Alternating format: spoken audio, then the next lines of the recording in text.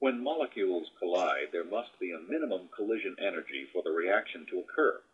Lacking this energy, the molecules remain intact and no change results from the collision. The colliding molecules must have a total kinetic energy equal to or greater than the activation energy, which is the minimum amount of energy required to initiate a chemical reaction. Click on endothermic or exothermic reaction to view an animation of the energy profiles for each of these reactions.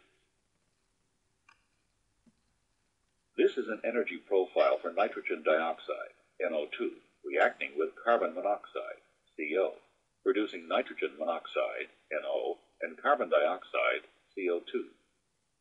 Click on each of the regions, A, B, C, or D, as they appear to view the molecular changes that occur during each stage of this reaction.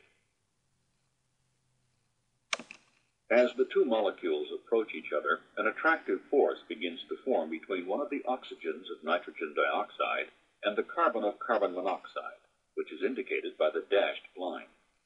The bond between the nitrogen and oxygen of NO2 begins to weaken, and the bond length increases.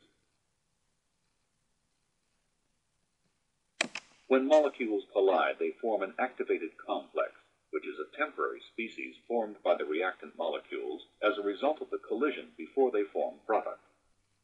In this reaction between nitrogen dioxide and carbon monoxide, the activated complex is NO2CO. The activation energy, which is the minimum energy needed to initiate this reaction, is 132 kilojoules per mole. At this point in the reaction, the bond between carbon and oxygen continues to strengthen, and the bond between nitrogen and oxygen continues to weaken.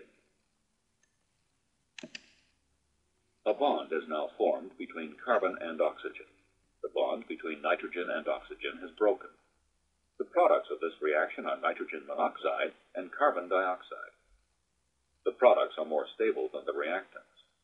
The products have a lower potential energy. In this type of reaction, heat will be released by the reaction to the surroundings. The heat released by the reaction is 226 kilojoules per mole.